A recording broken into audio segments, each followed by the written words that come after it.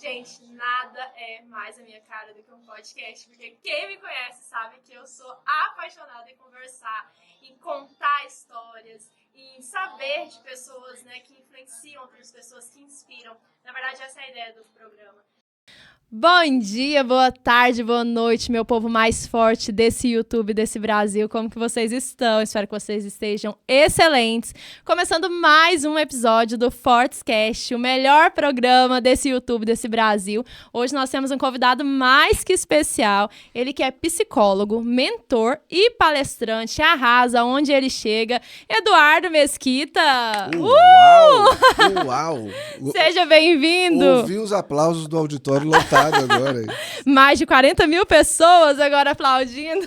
Sensacional. Muito obrigado por me receber, muito obrigado pelo convite. Me senti muito honrado e espero poder contribuir bastante com a tua audiência. Quero fazer isso aqui ser um momento marcante. Eu sempre falo nas minhas palestras que eu faço palestra para mudar a vida da pessoa. Não é só para ter uma hora de entretenimento. É para ela sair dali completamente diferente.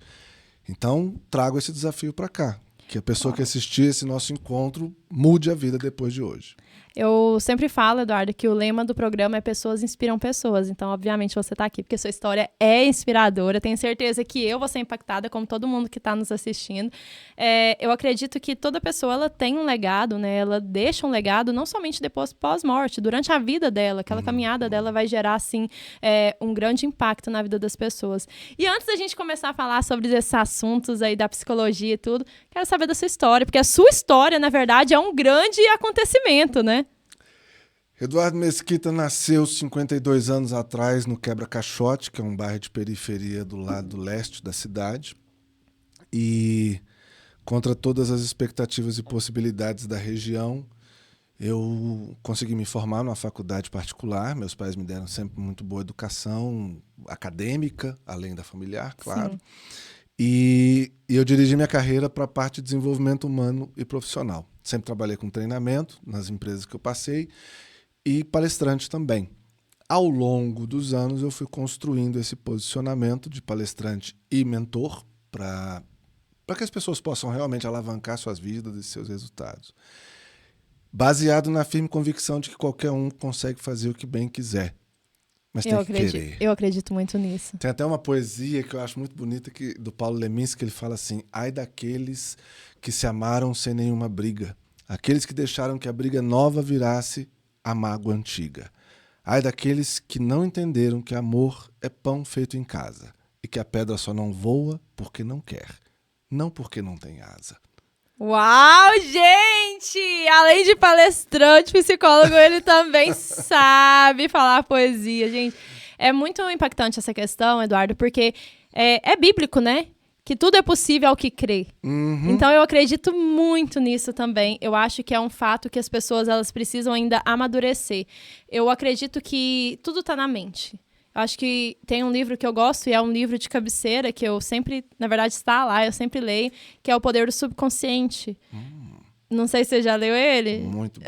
Eu gosto daquele livro. Porque, na verdade, até postei hoje no meu Instagram que as coisas elas começam na mente. Se as pessoas não acreditam que elas conseguem, provavelmente elas não vão conseguir, né? O fracasso, eu acho, já começa no momento que você pensa que você não consegue. E como que você, saiu da periferia? Eu entendo muito bem essa realidade. E você conseguiu sair ali de uma maioria. A gente estava falando ainda há pouco a respeito disso. Ainda é maioria. As pessoas ainda de periferia ainda têm uma mente, às vezes, ou acomodada, ou aquela pessoa que é sangue no olho, que quer sair dali, que quer vencer. Como que foi com você? O ambiente, ele não determina, mas ele influencia muito. Sim. Isso é inquestionável. Então, quando a gente fala do ambiente da periferia, que foi de onde eu vim, e né, a gente se conectou nessa parte da história, é muito comum a gente ouvir só fica rico quem rouba, isso não é para mim, eu nunca vou conseguir fazer e tudo mais. Essa profissão só rico faz, exatamente. Né? Eu ouvi muito isso. Quem você acha que é para querer ser um palestrante? Quem você acha que vai querer te ouvir algum dia? Então, esse tipo de verdade que é construída, ela tem, do mesmo jeito que a gente consegue construir isso dentro da nossa cabeça, a gente consegue desconstruir também. Mas parte de uma iniciativa ou de uma crença. Na minha verdade, na minha história, na minha jornada, é até interessante, uma vez um aluno na faculdade me perguntou uma coisa parecida. Ele falou assim: professor, você nunca pensou em desistir? Eu demorei até para responder para ela. Falei assim, deixa eu te explicar uma coisa. Eu venho do quebra-caixote. Eu cheguei na idade adulta, já é uma vitória, porque a maioria dos meus amigos não sobreviveu à realidade violenta da região que eu vim. Eu não tinha direito de querer desistir. Não é como se eu tivesse a opção de falar assim, eu cansei, eu não vou mais me esforçar. Isso não era uma escolha para mim. Então, eu sempre falo que eu sou bicicleta velha. Eu tenho que estar sempre andando, porque senão eu caio. E aí, na hora que fala assim, mas o que te levou a isso? A bem da verdade, eu nunca fui o cara que teve um drive muito grande de falar eu preciso crescer, eu preciso me dar bem. Não. Mas eu tive uma coisa eu gosto muito de fazer isso, eu tenho um prazer muito grande em fazer isso. Eu comecei a dar aula com 13 anos de idade. Eu comecei a dar aula de inglês, foi meu primeiro emprego com 13 anos de idade. E aí eu descobri uma coisa que eu adorava fazer, que me pagava para poder falar doidado na cabeça das pessoas, eu adoro falar. Compartilha disso. Não é um prazer gigante? É ótimo, gente. E aí você ainda poder influenciar e fazer as pessoas quererem mais. Então, nesse ponto, eu vejo as pessoas que às vezes falam assim, eu sempre quis crescer na vida, eu sempre tive uma coisa de querer vitórias. Não, eu até, nesse ponto, eu não tive essa consciência tão grande. Mas eu encontrei uma coisa que eu gostava muito de fazer e que me pagava bem. E aí, quanto melhor eu fazia, melhor eu recebia. Quanto mais velho eu fico, mais valioso eu me torno. Então, como palestrante, diferente de uma série de profissões, quanto mais velho, mais experiência eu tenho, mais conhecimento eu tenho. Mais história, né? Mais história para contar. E eu me torno mais interessante para o mercado. Então, assim, acabou que ficou uma coisa super perfeita, natural, e que aconteceu por uma vontade de fazer uma coisa que eu gostava. Eu descobri um troço que eu achava muito bom fazer e eu comecei a não querer mais parar de fazer. E aí a história deu certo. E aí deu muito certo, né? Eu tava hoje lavando vasilha e acredito que eu tava ali, né? O bom de lavar vasilha, eu detesto lavar vasilha, mas eu gosto das reflexões que eu tenho. A maioria das minhas grandes ideias foi lavando vasilha, porque é uma coisa que não dá pra você fazer outra coisa. Você tem que ficar ali concentrado e quieto, né? Por exemplo, eu gosto de serviço doméstico, eu gosto de coisa que eu fico, sei lá, lavando uma casa. Mas eu lavando vasilha, eu tava pensando hoje, caraca, eu não fui uma pessoa que desperdiçou oportunidades. Isso foi bom, isso foi, de certa forma, não vou colocar ruim, mas às vezes não tão bom, porque quando você vem de uma escassez de oportunidade, igual quem veio de família pobre, que vem de um lugar que é periférico, um bairro, favelas, você não costuma ter oportunidade. Quando você tem, e você tem vontade, aquele desejo, querer, você agarra as oportunidades que tem como se elas fossem únicas. Então, eu sempre fui alguém que agarrou toda a oportunidade que eu achava que era uma oportunidade de crescimento. E essa questão que você falou de achar alguma coisa que gostou e fez bem feito e foi aprimorando isso, tem muito a ver. Eu não consigo, até hoje, dissociar o fato de trabalho só gera dinheiro. Eu preciso fazer um trabalho que eu goste, porque senão eu não consigo fazer com excelência. E muita gente acha que isso é até uma visão imatura. Ai, não, trabalho é dinheiro, você pega o dinheiro e faz as coisas que você gosta. Eu acredito que você passa a maior parte da sua vida trabalhando, né? Exatamente. Olha, durante o dia. A maior carga horária é trabalhando. E aí as pessoas pegam e trabalham com o que não gostam. E aí entra uma coisa que eu estava conversando com uma seguidora hoje, que foi a respeito das escolhas profissionais logo cedo. É muita responsabilidade jogada nas costas de quem acabou de fazer 17, 18 anos e escolher o que a pessoa quer para a vida inteira. Meus meninos têm 15 anos de idade. Eu tenho 2 filhos gêmeos de 15 anos de idade. Eles vão entrar no ensino médio agora em 2023. Todas as escolas que a gente estava olhando, onde eles tinham interesse em estudar e onde a gente avaliava que seria interessante, eles têm agora uma preocupação de que o ensino médio, desde o primeiro ano, já vai sendo direcionado para as escolhas profissionais que eles vão fazer no Enem no terceiro ano. Nossa. Em todas as vezes que eu conversei com os diretores das escolas, eu falava, cara, eu prestei vestibular eu entrei na faculdade com 17 anos de idade, e eu lembro que eu decidi formalmente o curso que eu ia fazer, acho que uns 20 ou 30 minutos antes de preencher a ficha de inscrição no vestibular. Olha pra você ver. Como que o cara vai escolher isso aos 15 anos de idade e viver isso de uma forma tranquila e natural? Quer dizer, a gente vai ter que encontrar esse equilíbrio, a família, a escola e todo mundo, para não fritar a cabeça desses adolescentes. Mas realmente é um desafio muito grande. E aí você fala uma coisa que eu acho sensacional. Tá, trabalho é para proporcionar o dinheiro que vai me proporcionar o lazer ou o prazer. Certo. Tudo bem. Eu até aceito essa premissa. Só que, qual a dificuldade de eu faço o trabalho que eu tenho que fazer para pagar minhas contas e tudo mais no horário comercial, de 8 às 18, e aí depois das 19h30, eu já cheguei em casa, tomei um banho, e aí eu vou procurar fazer alguma coisa que me dê prazer e satisfação e que possa fazer dinheiro. E aí eu vou descobrir alguma coisa que pode ser o meu trabalho daqui a pouco. O grande problema não é você ver o trabalho como uma obrigação de fazer dinheiro. O grande problema é ver isso como uma rua sem saída. Tipo assim, eu vou ter que fazer isso o resto da minha vida. Quem te condenou para esse castigo todo? Então, eu falo muito, pô, mas eu tô com 52 anos de idade, eu me sinto um aprendiz.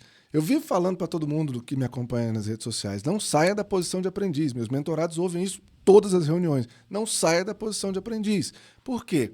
A qualquer momento você pode descobrir uma coisa que é fantástica, que é maravilhosa, que é divertida, que vai dar uma renda violenta, ou que vai dar uma satisfação muito grande e que você não tinha visto ainda.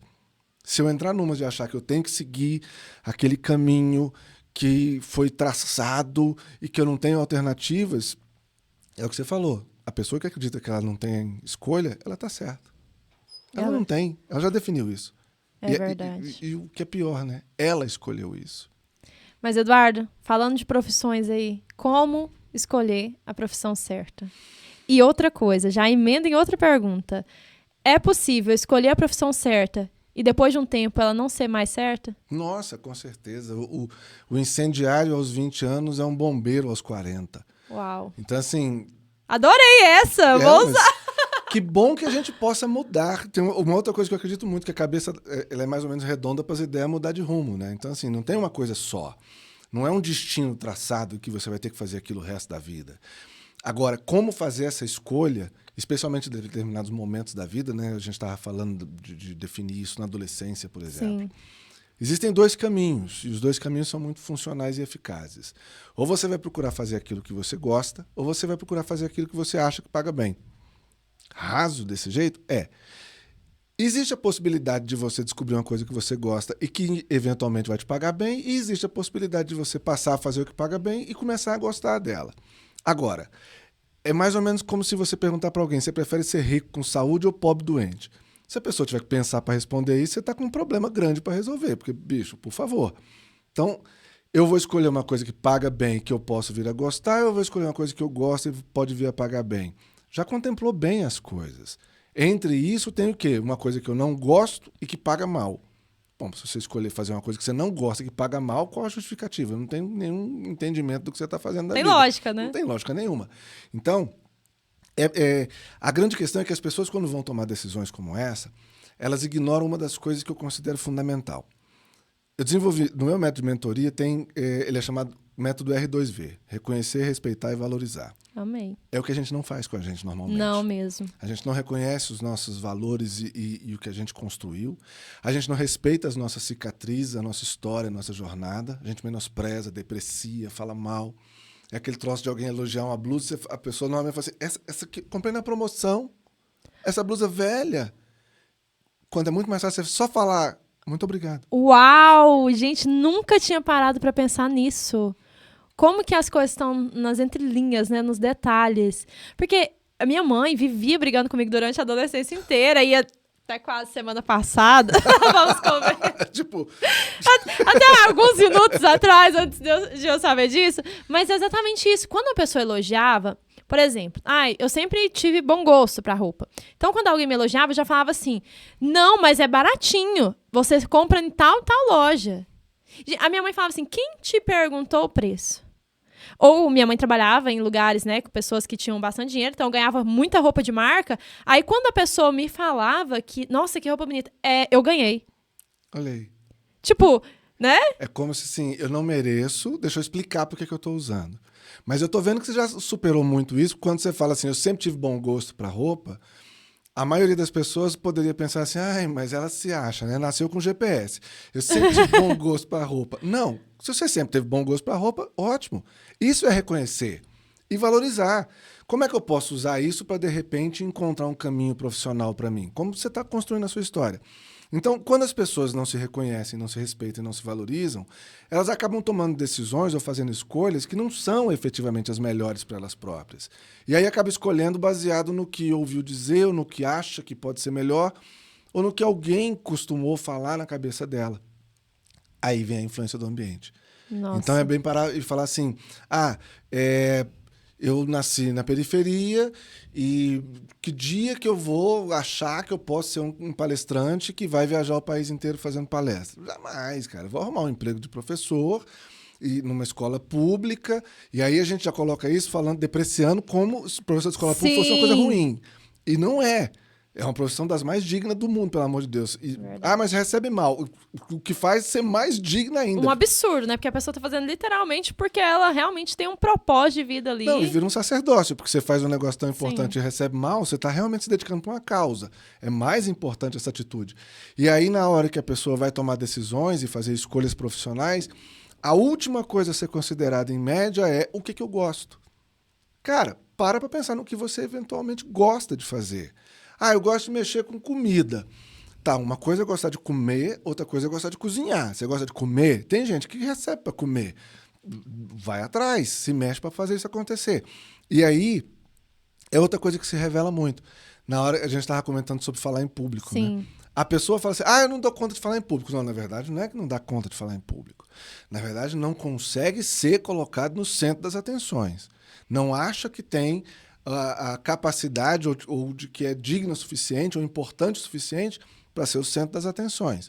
Então, na hora que você faz um podcast, na hora que você está fazendo o posicionamento digital que você tem de Instagram, YouTube, não sei o que mais, é você falando, peraí, cara, eu sou importante o suficiente para gravar as coisas que eu penso e ter gente que vai querer ouvir isso.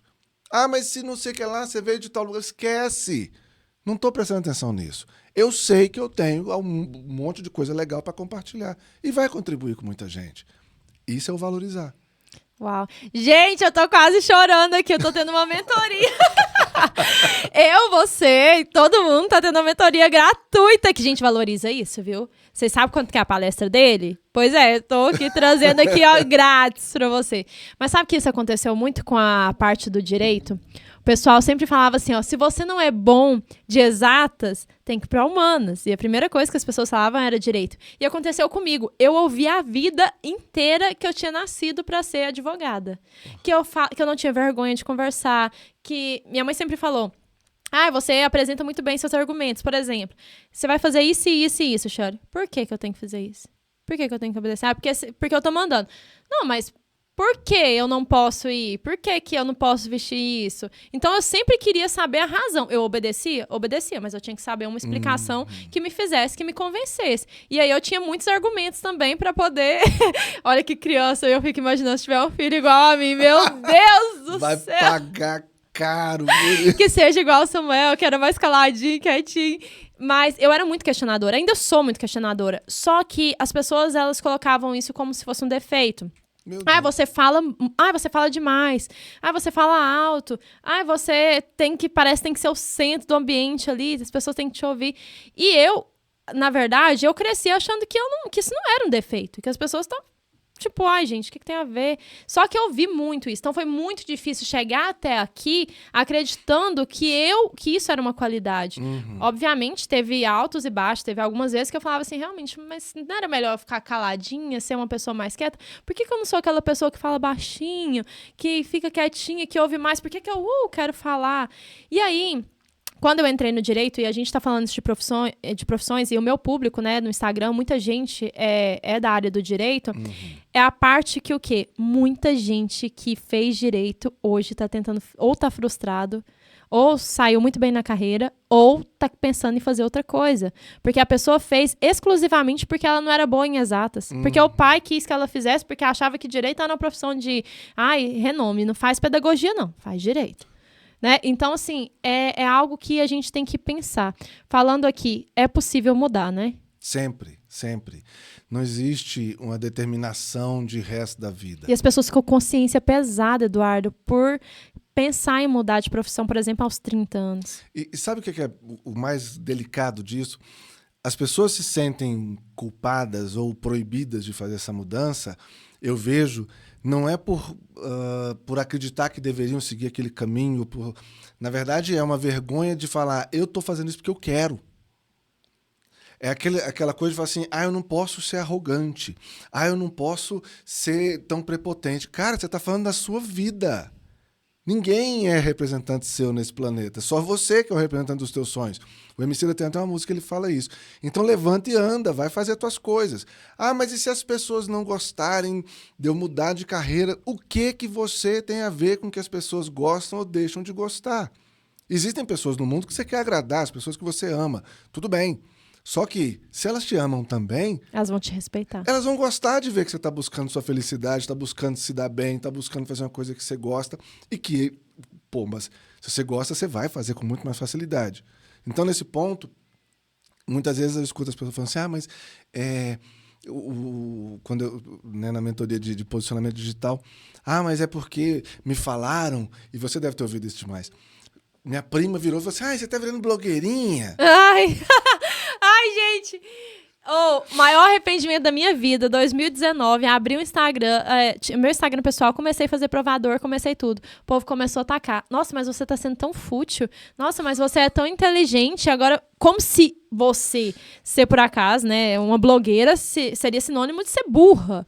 E você é tão inteligente, estudou tanto pra isso, e eu peguei e comecei a me sentir mal. Foi o que eu te falei de altos e baixos, esse foi meu baixo. Porque era pra eu ter começado lá em 2019. Eu comecei e parei pela opinião dos outros. O que eu não faço, gente, nunca mais na minha vida. Por favor. Porque depois ninguém pagou meus boletos. Exatamente. E tem muita blogueirinha que tá nadando na nota de 100. Que tá lá na aldeia do Vale, viu? Exatamente. Thaís Gilberto tá lá no Alphaville com a casa dela maravilhosa, com vista e tudo. E é uma pessoa que eu admiro pra caramba. E saiu da marginal pro mundo, né? Eu acho bom as pessoas falam assim, mas minha prima falou, perguntou se eu tô virando blogueirinha. E eu sempre pergunto, tua prima é tua cliente? Ela compra algum produto ou serviço seu? Adorei! Porque se não for, pra que você tá dando atenção, cara? Na verdade, são as pessoas que não compram, né? Exatamente. É incrível como... Normalmente é quem não bota dinheiro na mesa que dá palpite. Aí, aquele negócio, tudo bem, eu posso levar em consideração a opinião da minha prima? Eu gosto da minha prima e tal. Tudo bem, pode. Mas você tá tomando uma decisão profissional, você não tá fazendo blogueirice porque acha bonito fazer, existe uma possibilidade de negócio, uma possibilidade de alta rentabilidade. Ou, no mais raso das questões. Pode não dar grana nenhuma. Mas você está fazendo uma coisa que te dá prazer, te satisfaz. Que diabo de prima é essa que não consegue ver que você está tentando ser feliz?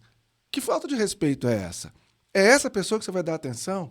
Se eu me valorizo o suficiente, e toda vez que a gente trabalha oratória, as pessoas antes achavam que oratória era técnica, ferramenta, onde pôr as mãos. Não, oratória é autoconfiança. É a hora que eu falo, bicho, eu tenho alguma coisa para falar e eu sei que é uma coisa que é importante e que pode ajudar quem vai ouvir. Então eu vou falar. E isso já te coloca numa posição muito mais segura de respiração, de mão, de técnica, porque aí a coisa vem, né, junto. Na hora que eu não tenho a autoconfiança suficiente, eu fico me baseando na opinião dos outros, no que todo mundo diz. Tem aquela frase, porque as pessoas falam. As pessoas quem, Padawan? Quem é as pessoas? Me dá nome e CPF das pessoas. Eu vou conversar com elas, porque talvez eu possa aprender com as pessoas. Não, mas é uma coisa que todo mundo fala. Todo mundo quem? Então, assim, é muito fácil eu ficar pegando essas verdades do mundo exterior para justificar a minha covardia. Isso é feio de falar, mas é verdade. É dar nome aos bois, né? É. Porque, realmente, quando você não é simplesmente protagonista da sua história, cara, você sofre muito. Porque aí você vai viver uma dependência emocional em relação a pessoas que nem deveriam, né, estar naquele lugar ali. Você coloca em um púlpito, em um palco, pessoas que não deveriam estar. Exatamente. Eu vejo muita gente, até mesmo no digital, né, que qualquer, por exemplo, uma crítica, as pessoas ficam, meu Deus, a pessoa falou isso e isso de mim. E eu falei, mas você não sabe quem você é? Eu lembro que teve uma vez... Gente, isso foi muito engraçado. Não sou uma pessoa vingativa, eu apenas guardo prints. Uma filha de uma mãe, pra não falar outra coisa, eu tinha feito algum posicionamento em relação, eu não lembro o que agora, né? E aí a pessoa falou assim, falou a empresária rica bem-sucedida. Tinha dado tipo um conselho em relação ao mercado de trabalho e tudo, para as pessoas que escolherem profissão, né, e tal. Eu não tirei print, primeiro eu bloqueei a pessoa. Natural. Eu só respondi, eu tenho pena de você, porque você tá com muito tempo livre pra criticar quem nem fez mal pra você. Bloqueei, porque eu também não preciso ler a resposta da pessoa. Bloqueei a pessoa, porque eu acho que isso é saúde mental, você vai ficar debatendo com gente que você nem conhece. Exato. E tirei print. A empresária de sucesso. Daqui a uns dias eu mostro pra você. Fazer até um reels depois disso aí, ó. Tananana, voltando com o meu print. Mas isso acontece muito, né? As pessoas, elas paralisam pelo medo, mas também por críticas. Esses dias eu ouvi do Thiago Brunet que as críticas e os elogios, elas te paralisam. Só que elas estão em estradas diferentes, né? Exatamente. Uma às vezes vai te jogar pra baixo, ou uma vai levantar seu ego, vai inflar seu ego de tal maneira que você depois não consegue mais descobrir quem você é. E aí você acomoda, né? O maior inimigo do grande sucesso é o pequeno sucesso. É aquela hora que você consegue alguma coisinha e fala assim, nossa, olha o que eu tenho, olha o que eu já fiz. E você fala, cara, falta um montão de coisa para fazer ainda. Não, mas olha isso aqui. E pronto, lá se vai 2, 3 horas de autolouvação. Por isso que eu sempre falo muito, a pessoa quando se coloca na posição de vítima, né? Ai, o mundo está contra mim, puxaram o meu tapete. Eu era gerente de RH, as pessoas falavam isso pra mim, eu dava risada. Ah, puxou meu tapete. Falei, bicho, tem tanta coisa pra fazer, que diabo você tá fazendo parado em cima do tapete? Vai trabalhar, pô. Vai caçar serviço, um lote pra capinar, para de gostar. Adorei! Aí, puxaram meu tapete. Então é o seguinte, limpa o sangue, engole o choro e volta pro jogo. O jogo não vai parar pra você ficar reclamando e não vai parar pra você ficar comemorando também. Então, deu certo, massa, cara, abre uma champanhe, comemora, dança, beija quem você ama e volta. Tem mais coisa pra fazer. Tem muito trabalho no mundo. Ah, eu tomei uma porrada. Beleza. Vai lá, limpa o sangue, engole o choro, se recompõe e volta pro jogo. As coisas não vão parar pra você ficar aí chorando, não. Então, na hora que ou a crítica ou o elogio me tiram do movimento de busca, de construção, de conquista, é uma escolha que eu fiz. E essa escolha não é legal, nenhuma das duas. Adorei. Eduardo, você falou que a sua mentoria tem base no respeito e na valorização. Como se respeitar?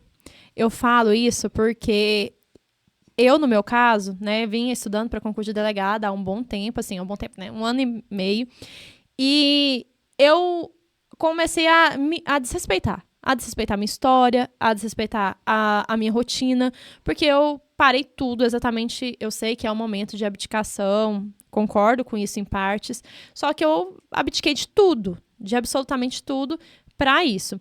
E eu senti que eu não me respeitava. Por exemplo, eu sou uma pessoa que amo ler.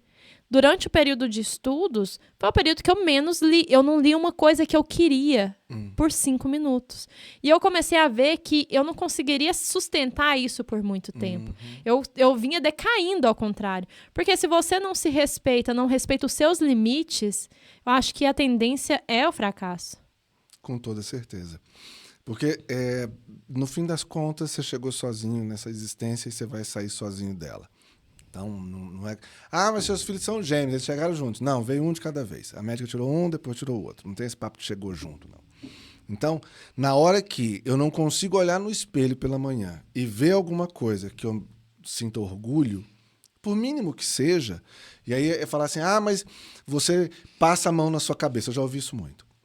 Você passa a mão na sua cabeça com autoelogio e tudo mais.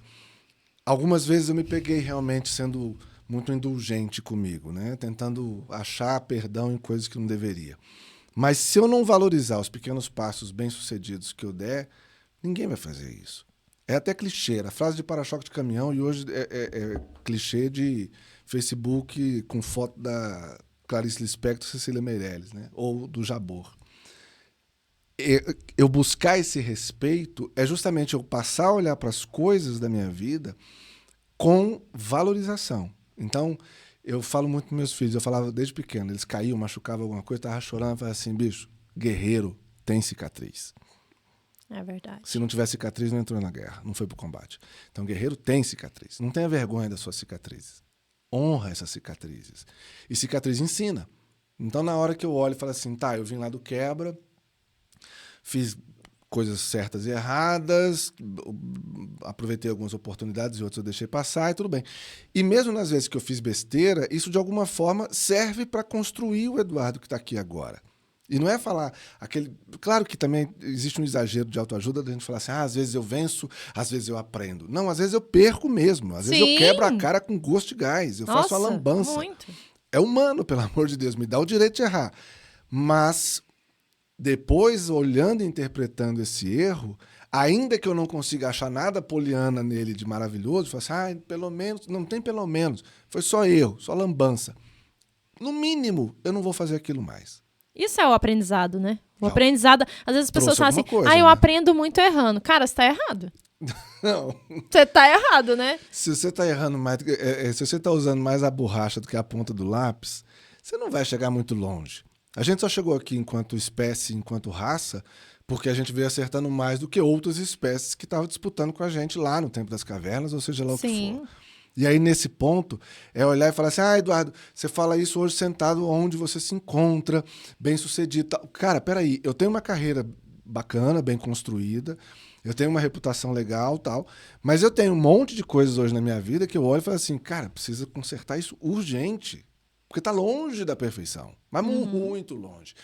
Ver o meu palco pode ser perigoso quando você não vê os bastidores do que eu tô fazendo. E os meus bastidores têm muito suor, sangue, lágrima, como todo mundo. Então, é olhar para isso e realmente ter respeito por isso. Porque, no fim das contas, tem uma coisa que é verdade absoluta. Por pior que seja a vida da pessoa, eu tenho certeza que ela está fazendo o melhor que ela dá conta. Ninguém acorda de manhã pensando assim, cara, eu vou me lascar hoje todinho. Vou fazer tudo errado, vou caçar uma confusão gigante, vou destruir minha história. Ninguém Vou faz tratar isso. todo mundo mal, né? Vou fazer verdade. o pior possível, vou caçar confusão, vou dar tapa na cara do guarda.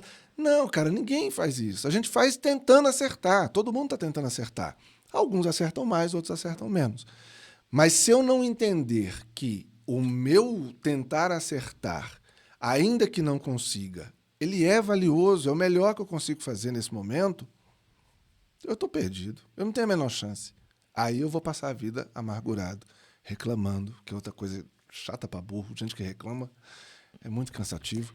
E não vou construir nada. Gente reclamona ou gente pessimista? Qual que é o pior? Bom, tem pessimista que não enche o saco, né?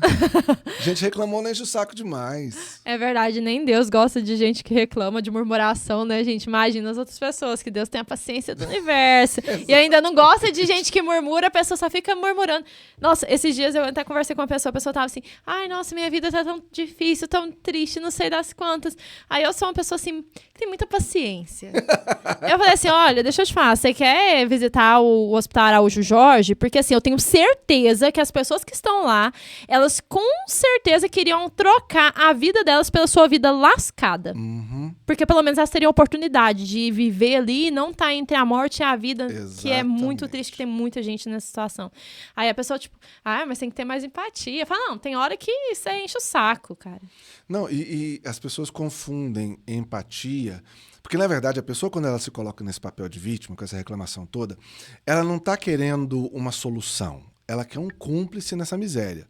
Então, ela não quer assim, se você fizer isso, isso e isso, vai resolver. Vai lá na Araújo Jorge que você vai ver gente que está numa situação que queria estar na sua. Tal. Não, ele quer alguém que fale assim, puxa, é verdade, né? Sua vida tá um lixo, né? Você merecia tanto ser feliz. Tadinha de você. Cara, na boa, se você está buscando cumplicidade, tudo bem. Até existe o risco de você achar. Mas isso não vai fazer você melhorar em nada. Não vai trazer transformação, né? Nunca na vida.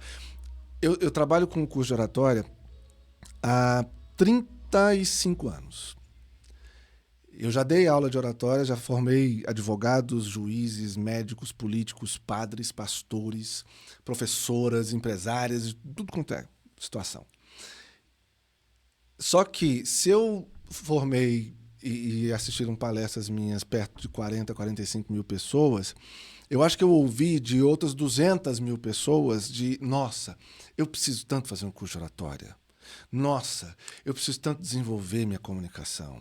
Nossa, e assim, e a pessoa se habitua a falar e repetir o que ela precisa fazer. Ela não faz, né? Ela não faz. Mas, Eduardo, me falei, como ser uma pessoa de atitude? Sabe, largar de ser aquela pessoa que só fala, eu vou fazer e fazer. Inclusive, hoje, eu tô te perguntando isso, uma seguidora, acho que foi hoje ou ontem, eu sempre tento responder todo mundo que me pergunta no prazo de 24 horas. Mas uma delas me perguntou assim, foi ontem. Eu mostrei fazendo minhas marmitinhas da semana. Shelly, eu queria tanto fazer dieta, mas eu não consigo. Falei, você fez as marmitinhas? Não. Você comprou verdura, essas coisas? Não. Falei, então é meio difícil você fazer dieta, né? Porque você tem que ter as coisas ali pra você fazer. Então compra, vai pra cozinha, faz, coloca nas vasilhinhas, coloca na geladeira, Pronto, você tá fazendo dieta. E você acabou de responder a pergunta que você me fez. Como Eu ser uma ilustrei, pessoa né? de atitude? Fatia o gorila. Como é que você briga com um gorila? Você tá na selva, aparece um gorila. Como é que você enfrenta um gorila? Não tem jeito, ele é grande, ele é forte, ele é, né, é um bicho poderoso. Fatia ele, corta ele em fatias e aí você luta com uma de cada vez. Pronto. Eu sei que esse argumento, logicamente, não faz nenhum sentido. Minha imaginação é fértil, eu imaginei eu fatiando um gorila agora. Mas eu falo isso para os mentorados. Fatia o gorila, pega o problema e quebra em pedaço menor. Ah, e eu falo porque, por muitas vezes na minha vida, em momentos que eu estava atravessando situações conturbadas e tal, eu falo assim, eu não vou dar conta nunca de resolver isso. Porque eu olhava aquele problemão gigante, pomba, não ia dar conta mesmo. Mas dá um passinho, faz um Começa, pedaço, né? começa. Então assim, tá, eu vou fazer... os Alcoólicos Anônimos têm uma frase que é famosíssima, que eu acho maravilhosa. Um dia de cada vez. Então, no final do dia, ele para e fala assim, hoje eu não bebi. E amanhã? Amanhã eu não sei. Hoje eu não bebi. Pronto, vitória de hoje. Porque precisa dessa constância. As pessoas acreditam muitas vezes que as coisas vão acontecer como... Ainda mais quando vem a rede social, fala assim, eu vejo a Shelly, ela é tão autoastral, ela fala tão bem, ela se veste tão bem, ela é tão feliz, não sei o que mais. Mas não vê o que você tem que fazer para alcançar essa posição. E isso é que, às vezes, falta. Cara... Tem um passo a passo, é um processo, é metódico, tem situações que você precisa fazer, mas a mais importante foi o que você deixou muito claro. Assume a responsabilidade. Para de achar que as coisas vão acontecer. Os muçulmanos têm um conto que eu acho muito bonito, que um grande mestre com um aprendiz estavam viajando e aí pararam num oásis para descansar, para dormir e passar a noite. E aí na outra manhã, quando o mestre acordou, que ele chegou assim, os camelos tinham desaparecido. Ele falou, meu irmão, cadê os camelos? Aí o cara falou assim, eu deixei aqui. Eu falei, mas como assim deixei aqui? Eu falei, não, eu rezei para Alá para proteger os nossos camelos. Eu falei, mas você não amarrou? Não, aí você veio falando para eu confiar em Alá. Falou, confia em Alá, mas amarra os camelos, cara. Alá não tem braço. Os braços de Alá são seus. Você tem que fazer a sua parte. Aquela coisa que a gente fala do nosso lado de cá, né? Deus ajuda quem cedo madruga. É verdade. Fica deitadão até 10 horas da manhã e não se esforça, não, e espera que vai cair do céu algum milagre no seu colo. Não vai, você tem que ser um milagre. Então você tem que fazer. Amarra o teu camelo, vai atrás das suas coisas. Divide o problema em etapas menores e aí vai resolvendo, porque aí tem uma coisa muito poderosa. Isso é exercício de mentoria. Divide o problema em pedaços menores, que aí a cada pedacinho que você consegue, por menor que seja, existe uma coisa que acontece, e é bioquímica. Você tem uma sensação de vitória, isso libera endorfina na corrente sanguínea, e a endorfina, além de dar barato, vicia. Então a gente gosta de prazer, e a gente quer ter prazer mais vezes. E a endorfina é o hormônio do prazer. Então na hora que você faz uma outra coisa, você fala assim, eu gostei desse trem, esse trem de vitória é bom, quero de novo. E aí você vai aumentando o tamanho do desafio. É assim que a gente constrói uma história de resultado. Nenhum grande campeão olímpico um dia acordou e falou, pronto, eu sei correr os 100 metros em 8 segundos. Não, ele começou correndo em 20. Mas aí um dia ele correu em 19. Falou assim, peraí, eu melhorei meu tempo, gostei desse trem. Vou me esforçar mais. E aí você vai alimentando o processo. O processo te leva para o resultado. As coisas não acontecem por encanto. Né? O povo ainda tem uma fantasia muito grande de que para algumas pessoas acontece de forma mágica. É como, por exemplo, você já deve ter ouvido isso, e eu já ouvi várias vezes, da pessoa falar assim, Eduardo, você fala tão bem em público, você tem um dom. Uhum. Eu falo, dom? Bicho, eu subi num palco a primeira vez com 4 anos de idade, tem quase 50 anos que eu estou em cima do palco. Eu fiz curso, eu estudei, eu leio, cada palestra que eu faço, eu passo 3 horas depois estudando o que eu falei para poder ver onde eu posso melhorar na próxima. Sim, os erros, né? Pode ter alguma facilidade? Tá, eu não nego que eu posso ter alguma facilidade, mas eu me esforço pra caramba para fazer isso direito. Então não vem me falar que é um dom. Fica parecendo que assim... Caiu do céu, assim, né? Um anjo lambeu minha cabeça na hora que eu nasci e pronto, caiu no meu colo. Não, Playboy, tem suor na estrutura. Falando a respeito de esforço, e a gente fala, partindo desse assunto, que é uma especialidade sua, que você arrasa e quer ensinar pessoas a falar em público, é possível que toda pessoa tímida, que tem dificuldade de conversar e tal, até porque eu vi uma matéria da Mackenzie que falou que o medo de falar em público já foi considerado, na verdade, isso é um estudo americano, né, na verdade, que é, às vezes, até maior do que o medo da morte ou de ter problemas financeiros. Exatamente. Tem 2 pesquisas que são muito famosas dos anos 80. Um foi do Chicago Herald nos Estados Unidos e o outro foi, acho que do Sunday Times em Londres. E esse dos Estados Unidos, eles perguntaram qual era o maior medo das pessoas. E o segundo maior medo foi morrer. O primeiro foi falar em público. E eu sempre conto no curso que o velório, o enterro norte-americano tem o momento da elegia, que é quando alguém vai ao púlpito para falar bem algumas palavras a respeito da pessoa que faleceu. Por essa pesquisa, a maioria dos norte-americanos médios, quando vai num velório, prefere deitar no caixão a ter que fazer o discurso. Uau. Olha o absurdo disso, é loucura. Aí você fala, tímidos conseguem?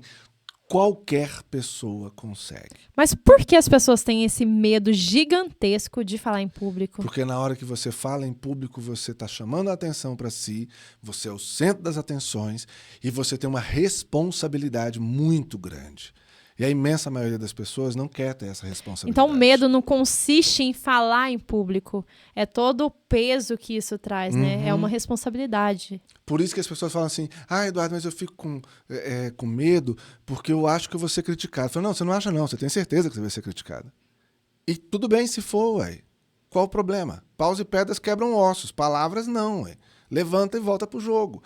O ponto é entender que a maioria das pessoas que perpetuam e alimentam o medo de falar em público, ele ignora uma coisa que é muito grande.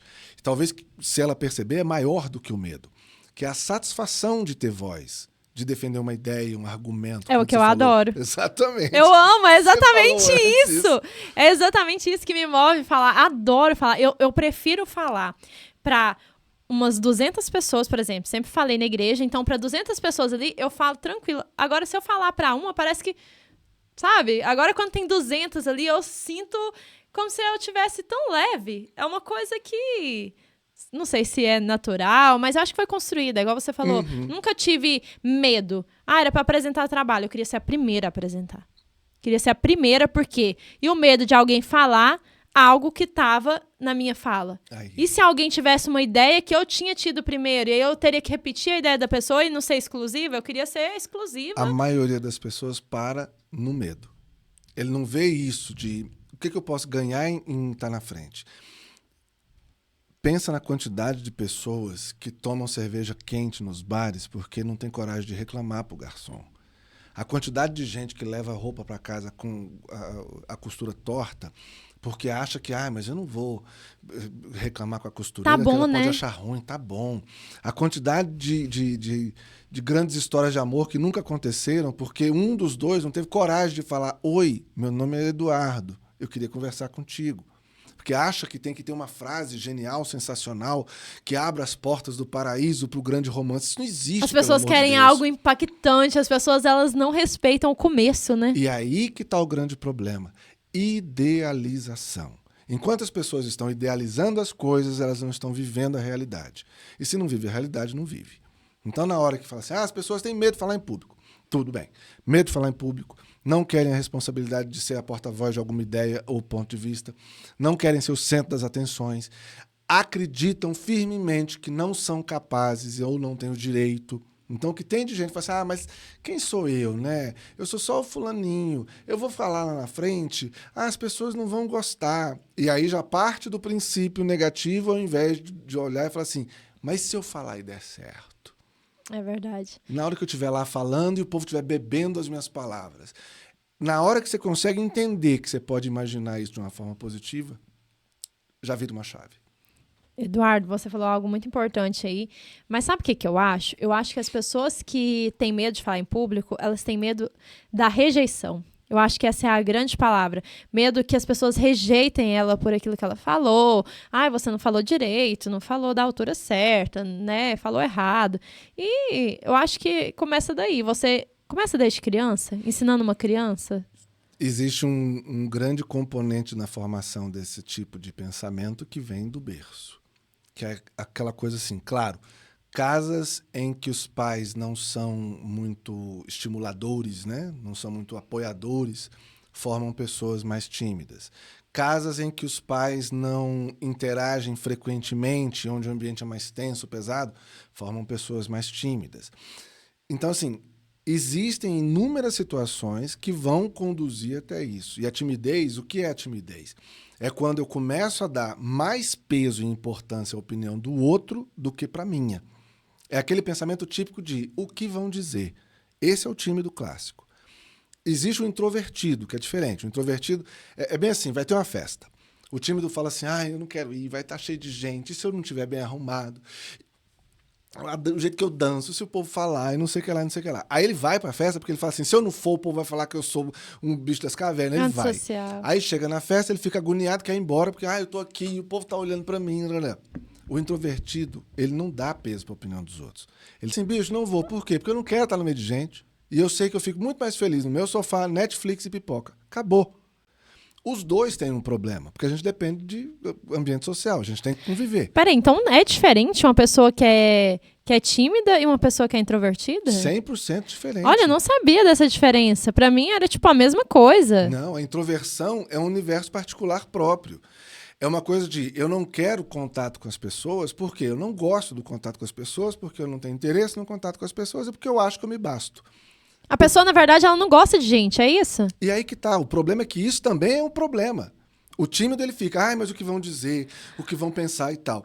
Eu Os entendi. dois têm problema. Então, assim, pra resumir pro público, pra ver se vocês entenderam aqui, eu também entendi. O tímido, ele tá totalmente dependente da opinião dos outros. E o introvertido é aquele, foda-se todo mundo, eu sou eu e quero ficar aqui e eu me basto e tô nem aí pra ninguém. E aí você percebe que são dois extremos. Uau, e muito diferente. Muito diferente. Gente, nunca mais falam que uma pessoa é tímida ou introvertida usando como se fosse sinônimo. Não é.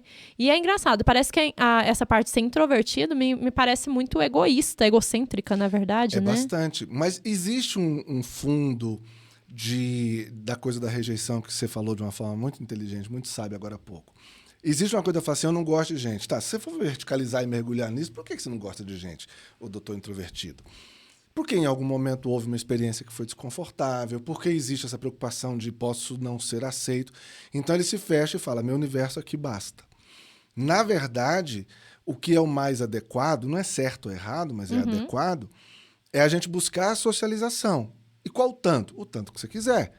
Então, você não precisa ser a pessoa mais extrovertida do rolê e conhecer todo mundo e chegar no bar e sair conversando com os garçons, com as mesas, com as cadeiras e com todo mundo que está lá. E também não precisa ser a pessoa que não vai conversar com ninguém.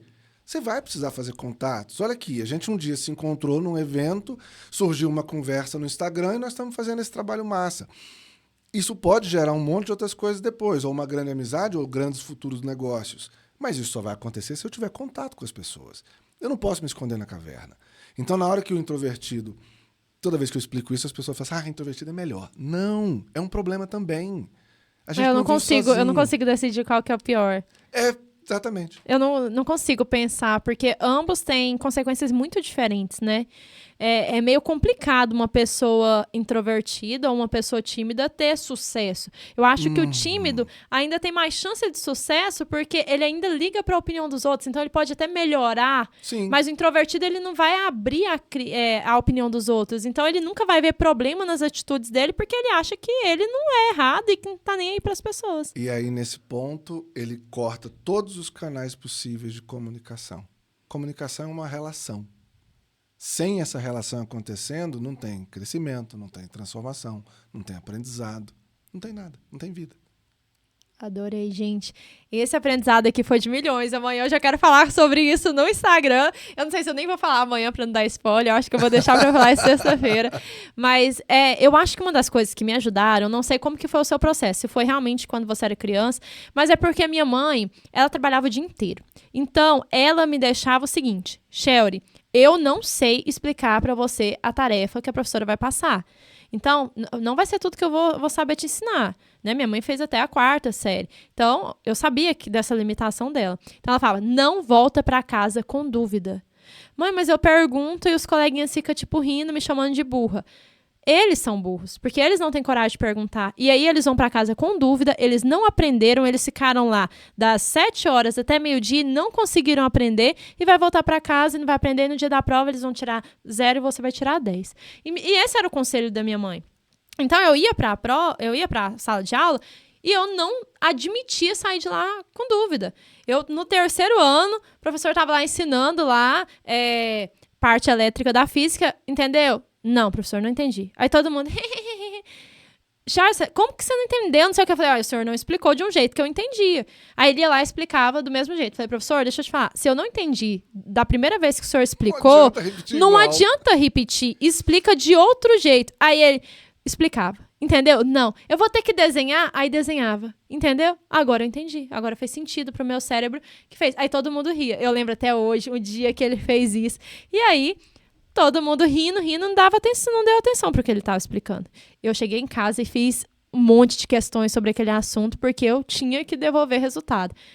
Prova, tirei 10 em física, que nem era uma matéria que eu era boa, mas aquele assunto eu dominei, tirei 10, o pessoal tirou nota baixa. Eu, beijinho, vocês não pediram pro professor explicar e desenhar no quadro. Continua rindo. Vai, palhação. Primeira coisa, sua mãe é muito sábia. Isso que você falou aí eu achei sensacional. E já te formou num determinado comportamento de busca que é fundamental. Se vira, minha filha, você, né?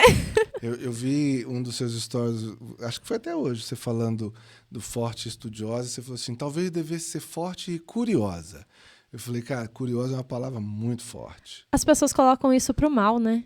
Que uma pessoa curiosa é uma pessoa ruim. É como aquela coisa, acho que foi o Steve Jobs que falou, nunca perca a fome. Continue com fome, queira mais. E aí o povo fala, fulano tá com a faca e o queijo na mão. Cara, a faca e queijo na mão sem fome não adianta nada. Você tem que ter a faca, o queijo e tá com fome. É verdade. Pô, nossa, senão, é muito verdade, caramba. É muito bonito, né? Tá a faca e o queijo. Não é grandes coisas, não mudou que nada. adianta? Então, nessa hora... É aquela coisa, né? O melhor busca, tempero é a fome. Exatamente. Porque aí tem o interesse, aí tem a dedicação, aí tem a busca. Sem a busca não tem o resultado. As coisas não acontecem por encanto, gente. É um troço que eu repito demais, às vezes fica até... Eu acho que colegas poderiam rir de mim como seus colegas riram de você, né? Pô, lá vem Eduardo de novo falando esse trem. Mas é verdade, não existe mágica, não acontece por encanto. Vai ser preciso esforço. Talento sem esforço perde para esforço sem talento. Então o cara é ralador, é brigão, ele consegue fazer mais coisas do que aquele cara que nasceu já com um jeitão para coisa, mas que não se dedica. E tá cheio de exemplo no mundo disso. Sim, muita gente. Às vezes eu fico triste de ver gente tão talentosa, mas que não se esforça, sabe? Não vira nada, né? Que deixa as oportunidades, que teve muita oportunidade e desperdiça oportunidades diariamente. Eu falo, cara, se eu tivesse uma inteligência dessa, eu estaria, tipo, em Marte. Porque o meu dia que eu vencer na vida vai ser assim, hashtag... Foi esforçada, minha filha, porque, foi esforço. É igual a matemática, não era boa, minha filha. Eu falei assim, eu preciso ser boa na matemática básica. O resto eu me viro ali. É igual a física, não fui boa, mas aquela matéria que eu precisava para poder dar uma esfregadinha na cara do professor ali e mostrar, porque ele tava desdenhando também. Né? Me chamou de taioba. Gente, educação do Brasil! Como você chama alguém de taioba, pelo amor de Deus? Eu, na época, eu fiquei tão triste, só que eu não sabia nem o que era o significado, eu nem conhecia essa planta. Mas não parecia uma coisa muito boa, né? Não parecia legal, não me chamou de inteligente. E eu tirei 10, falei, até hoje. Aí, bom, que as minhas irmãs estudaram com esse mesmo professor. Então, foi uma, depois foi outra. Ah, você é irmã da Shelly, né? Aí ela já ia, tipo assim, sou irmã dela. Porque minhas irmãs é tudo assim também, sabe? Fala menos. Aliás, fala menos com o resto das pessoas, né? Com a gente, ela fala bastante. Esses dias meu sogro até perguntou assim, Shelly, as meninas ficam tão caladas, que eu tenho 2 irmãs, né? As meninas ficam mais caladinhas. E você já é totalmente mais falante? Falei, depois que eu nasci, não sobrou nada no útero. Não tinha mais espaço pra poder ficar parecida. Tudo aqui. Adoro, gente. Eu amo ser parecida, sou mesmo. Antigamente o povo falava que isso era... criticava muito, ainda criticam muito. Por que, Eduardo, que as pessoas... E vamos responder isso... Não, isso não é um print, mas quem for assistir. Mas por que as pessoas criticam tanto pessoas que se... Como que eu vou te explicar pra você? Uma pessoa que se... Sei lá, que ela se expressa bem, uma pessoa que acha que ela consegue, é uma pessoa que é mais determinada. Por que as pessoas elas têm essa dificuldade de lidar com gente determinada? Tem 2 situações. Existe uma forma saudável de eu lidar com uma pessoa determinada, uma pessoa de resultado, uma pessoa de sucesso, que é olhando e modelando. O que essa pessoa fez para ter esse resultado? Eu vou aprender, trazer para minha realidade e vou tentar alcançar um resultado também. Gosto de fazer isso. Modelar é sensacional, isso é um recurso da inteligência. Isso é bom, então, né? É ótimo. É ótimo. Copiar é problema porque a gente não consegue copiar, mas modelar, beleza. Agora, tem uma outra reação que acontece, que a pessoa vê a criatura com resultado, com sucesso, e acredita, como eu não sou capaz de fazer isso, então eu vou dar um jeito de tacar pedra. É aquela história antiga da cobra correndo atrás do vagalume, e aí corre atrás do vagalume, uma hora para e fala assim, meu irmão, qual que é o teu problema? Cobra não come vagalume, por que você está me perseguindo? E a cobra fala assim, eu não estou aguentando o seu brilho. Essa cobra é uma vaca, né? Ô, cobra, filha de uma égua. Tá cheio de gente que olha e não aguenta o brilho do outro. Mas não é só a maldade, porque tem muita maldade Sim. nisso. Mas é também uma falta de confiança muito grande, de falar, cara, como eu nunca vou conseguir fazer isso, o que é uma mentira. É o que é uma mentira, né? Porque às vezes poderia conseguir até fazer melhor, né? Eu pego Exatamente. aquela ideia, fulano dá conta de fazer isso. Ixi, mas eu sou inteligente nisso e nisso, dá pra me agregar, pra falar disso.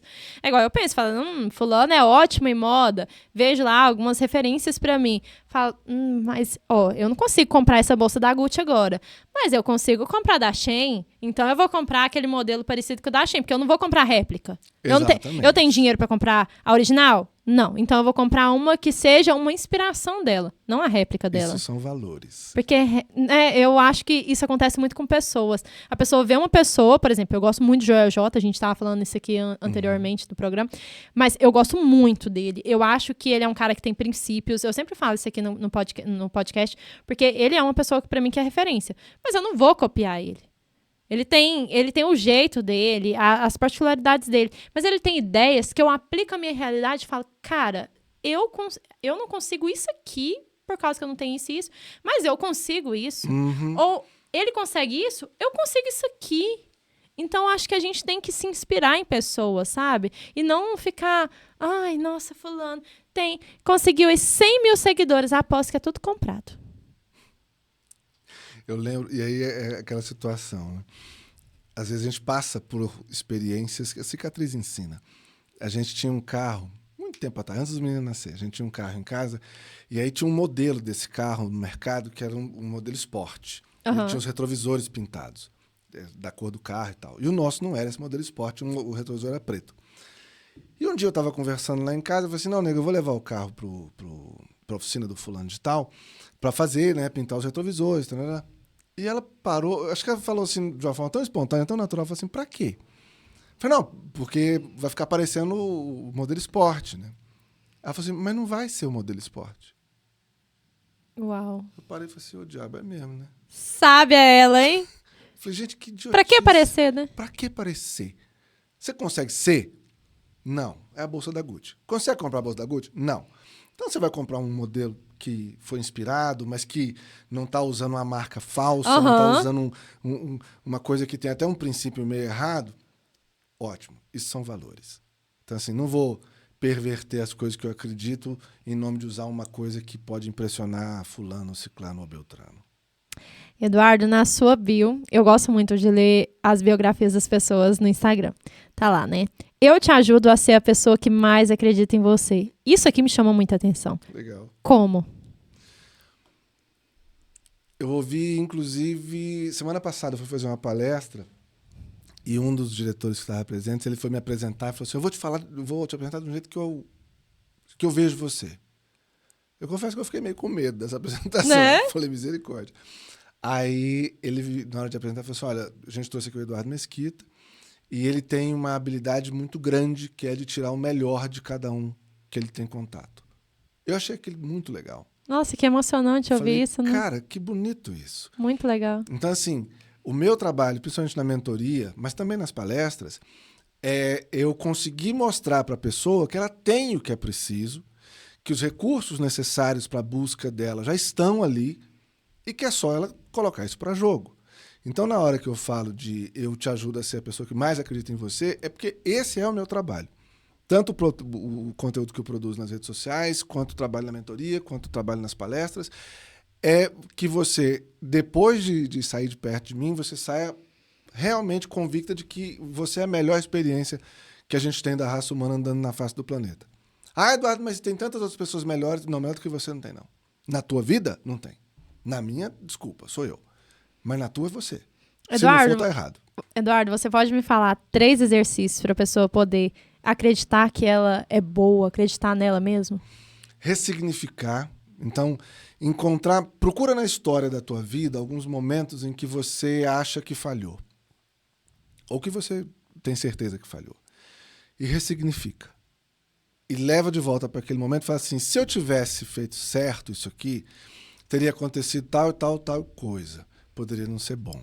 Então, eu fiz isso aqui. Foi errado. Mas a consequência foi boa. Então, é aquilo que a gente falou antes do aprendizado. Então, beleza. Isso aqui serve para alguma coisa, eu vou guardar numa prateleira diferente. Eu vou tirar da prateleira de fracasso e lambança e vou colocar na prateleira de experiências que me trouxeram algo de bom. Ficou um nome meio grande para prateleira, mas tá bom. Então, ressignificar é importante. Outro exercício valioso, e eu falo muito isso, um dia que você não dá um sorriso, não ganha um abraço, e é importante ganhar, não é dar abraço não, dar abraço é bom, mas ganhar é melhor ainda. E não aprende uma coisa nova, é um dia que você jogou fora. Então, quer construir a sua autoconfiança e fortalecer e tal, não sei o que lá, primeiro, seja muito, muito curiosa. Busque ler, busque seguir pessoas nas redes sociais que contribuem, que podem te ensinar. Busque conviver com gente que te traz informação nova. Para de perder tempo com bobagem que não acrescenta nada. Ah, Eduardo, o que é bobagem que não acrescenta nada? Eu sei o que é bobagem que não acrescenta nada na minha vida. Você vai saber na tua. É verdade. Se você acha assim, eu vejo fazendo e eu aprendo muita coisa vendo fazenda. Tá, tudo bem, eu não tenho nada com isso, a vida é sua. Eu não aprendo nada vendo fazenda, então para mim não serve. E na hora que você dá um sorriso, ganha um abraço e aprende uma coisa, pensa só, são 365 coisas novas por ano. Isso é uma transformação de vida. Sim. E um terceiro exercício que pode ser feito todos os dias, e eu digo isso na mentoria, que é o exercício de criatividade. E a criatividade é um troço que a gente acha que só tem gente iluminada. Todo mundo tem criatividade, pelo amor de Deus. Só que alguns acreditam que não pode usar isso pro jogo. É a gente olhar para as coisas e pensar, e se? Adoro! Gente, você acredita que eu tenho vontade? Eu tenho vontade não, eu ainda vou escrever um livro, e um dos meus títulos que eu penso é exatamente esse, e se? Não copiem de mim, que eu acabei de revelar. Tá registrado já. Tá registrado aqui no YouTube. Esse negócio, esse livro já tá escrito, esse livro já tem esse título há muito tempo. E se? Porque eu não quero falar, e se? Eu quero trazer realmente as pessoas... Eu tenho muita vontade de ser uma escritora. Ótimo. É algo que eu tenho vontade desde criança. Só que eu sempre coloquei ser uma escritora de livros depois de certas coisas acontecerem. Hoje eu penso já, se eu começar... E se eu começar a escrever agora? Né? Eu preciso estar lá na minha fazenda, lá no meu cantinho, com a minha árvore, com a minha lareira ali para poder... Lareira aqui em Goiás, gente. Eu tenho que ir lá pro sul, né? Mas na fazenda, de repente... Não, na fazenda vai rolar. Mas eu preciso chegar lá para poder começar a escrever. Uma vez, meus meninos estavam com 10 para 11 anos de idade. 11 anos. E aí o Adriano virou para mim e falou assim, pai, eu queria fazer vídeo para YouTube. Eu acho tão legal vocês fazendo, né? Você, minha mãe, faz vídeo para YouTube. Ai, que massa. Mas assim, eu não fiz faculdade ainda. Oh, meu Deus. Eu olhei para ele e falei, Dibs, eu chamei ele de Dibs. Falei, Dibs, você tem 11 anos e você participou de 2 Olimpíadas de Matemática. São Gênio esse menino. Os 2 são espetaculares. Muito orgulho dos meus tubarões. Falei, são 2 Olimpíadas de Matemática a mais do que eu fui na minha vida inteira. Então, se você gravar um vídeo falando de algum exercício de matemática, eu tenho certeza que vai ter uma porrada de gente que vai achar isso maravilhoso. Principalmente a molecada da tua idade. Então, entende uma coisa. Isso é uma coisa que a internet trouxe muito forte pra gente. Faixa amarela ensina faixa branca. Você não tem que ser faixa preta para ensinar. Se você sabe dar 2 passos, tem alguém que não sabe dar 1. Ensina para ele esse 1. Traz a sua informação, a sua verdade e joga pro mundo. Na mentoria, tem uma mentoria que eu trabalho da vergonha do povo de fazer live. Inclusive o nome dela é Da Vergonha à Primeira Live. E aí a pessoa fala assim, mas eu vou falar na internet, quem que vai querer parar para me ouvir? Falei, quem precisa do teu conteúdo, pombas? E a internet é um mundo, tem um mundo de gente lá fora. Então, de repente, você passou por uma experiência de relacionamento afetivo e trouxe alguma vivência disso, tem gente que está entrando agora nessa história. Precisa te ouvir. Então, você tem uma vida acadêmica, tem gente que não tem. Você trabalhou 10 anos capinando lote, tem gente que nunca viu uma enxada de perto. Então, presta atenção que a tua história contribui com a vida de um monte de gente, mas que precisa que você fale. É por isso que eu amo o YouTube. De novo. Exato. Eu tinha algo quando era criança que era aprender uma palavra no dicionário Aurélio por dia. Que massa. Ninguém me falou isso. Eu achava que eu tinha que ir tentar encaixar essa palavra em algum no meu cotidiano. Aí vai eu colocando... Alhures. Alguém falava alguma coisa, eu tinha que enfiar essa palavra. E era uma disputa comigo mesma, com uma palavra que às vezes não era nada a ver o significado do nome de um animal científico. Então, eu tinha muito isso. Isso eu tinha, tipo, uns 9 anos, 10 anos. Eu achava que eu tinha. Eu assistia muito Sítio do Pica-Pau Amarelo. Isso desenvolveu muito a minha criatividade. E eu lia muito Monteiro Lobato. Maravilha. Então, eu acho que isso é o que eu quero passar para os meus filhos. Eles não podem passar um mês sem ler algo, sem ler um livro. Eles têm que ler um livro. Ah, é um gibi? Ótimo. O que você aprendeu desse gibi? Eu quero um resumo. Me fala, me conta. Então, eu quero muito isso. Acho que é por isso que eu não tive filho ainda, gente. Porque eu tenho uma idealização não deles, mas de ser uma mãe excelente para eles. Não perfeita, porque eu tenho essa noção. Mas de ser uma mãe que acerta em algumas coisas que eu acertei e que eu acho que foi hoje. Só que hoje eu já tenho uma visão. Eu tenho que aprender algo novo, mas eu tenho que ensinar algo novo todos os dias. Eu preciso ensinar alguém alguma coisa. Mas sabe quando que eu aprendi isso? Porque um dia o pneu furou. E eu não sabia trocar um pneu. O que eu fiz? Eu peguei meu celular e coloquei no YouTube. Como trocar um pneu? E o Samuel tinha falado assim, eu falei, não, ele vai chegar aqui, esse pneu vai estar trocado, porque eu vou honrar as calças que eu vi. E coloquei no YouTube e tinha um carinha explicando como trocava pneu. E eu troquei o pneu. Então eu falei, cara, esse cara tá no YouTube ensinando a trocar um pneu. Nossa, que coisa besta. Não, eu precisava trocar um pneu. Qualquer pessoa pode precisar trocar um pneu. E aí eu peguei e falei, cara, eu tenho alguma coisa pra compartilhar. E foi aí que eu comecei a fazer lives. Excelente. Comecei a chamar pessoas que eu achava que tinham um conteúdo legal. Inclusive, a gente vai fazer uma live, só que essa live, nossa, eu tô querendo combinar que eu tenho um programa que chama Super Mulher. Ele vai ter uma adaptação do nome, que eu vou chamar um programa Super Você. Legal. Porque super mulher, tá, você pode ser uma super mulher, mas mais interessante é ser super você, a sua melhor versão. Então, esse programa vai ser repaginado e agora, no final de janeiro, eu já quero lançar ele, trabalhar o lançamento agora. Já tô avisando todo mundo aqui, né? Vai ter esse programa novamente. E aí eu já falei, essa live do Eduardo eu quero exatamente nesse momento, porque eu acho que vai ser perfeito. Conta comigo. E aí essa questão do YouTube é exatamente igual o seu filho falou. Ah, eu preciso disso. Eu tinha uma sensação que eu tinha que estar num nível de ter lido todos os livros. Eu tinha que ter lido pelo menos 100 livros no ano para eu poder ensinar alguma coisa. E um dia, eu não lembro, que pena que eu não lembro, porque eu gosto de dar os créditos com quem eu aprendi. Mas o dia eu vi na internet mesmo, a pessoa falando assim, se você leu um capítulo de um livro, você tem algo para ensinar para alguém. Se você leu um parágrafo e aquele parágrafo te deu insights, você tem algo para compartilhar com alguém. A gente sempre tem alguma coisa para compartilhar. Esses dias eu tava fazendo o quê, gente? Ah, olha para você ver, eu fiz arroz. E a pessoa falou, como que faz arroz com açafrão? Eu não sei como fazer. Falei, gente, mas quem não sabe fazer um arroz, né? Tem gente que não sabe. Inclusive, minha irmã mais nova. E como que faz com açafrão? Porque a maioria das pessoas acha que tem que colocar o açafrão depois, em cima da água. Não pega o gosto. Você tem que fritar o açafrão. Coloca o óleo, coloca o alho. Coloca o açafrão de imediato. Enquanto o alho tá fritando ali, o açafrão também tá fritando. Aí você coloca o arroz, o sal e vai refogar. Quando você coloca a água, ele fica todo amarelinho. Se você colocar o açafrão na água pura, não vai pegar cor, ele vai ficar só em cima, assim, e vai ficar uma coisa horrorosa. Frustrante, né? Um gosto horrível. Então, assim, cara, um arroz com açafrão. Você tem alguma coisa para ensinar para alguém. Então, eu gosto de incentivar as pessoas. Ah, tá abrindo um leque de concorrência. Não, tô abrindo um leque de um mundo muito incrível, onde as pessoas vão ensinar e aprender muito uma com as outras. Isso eu concordo 100%. Que lindo se as pessoas começarem a assumir a sua responsabilidade de contribuir. É verdade, né? Agora, vamos falar de uma coisa que realmente foi o tema. Deixa eu ver quantas perguntas foi a respeito disso. 5 pessoas perguntaram de maneira diferente, mas sobre como mudar a crença de não merecimento. E a gente falou um pouco disso lá no início. Queria que você respondesse para a galera. Tem algumas coisas. Vocês fizeram...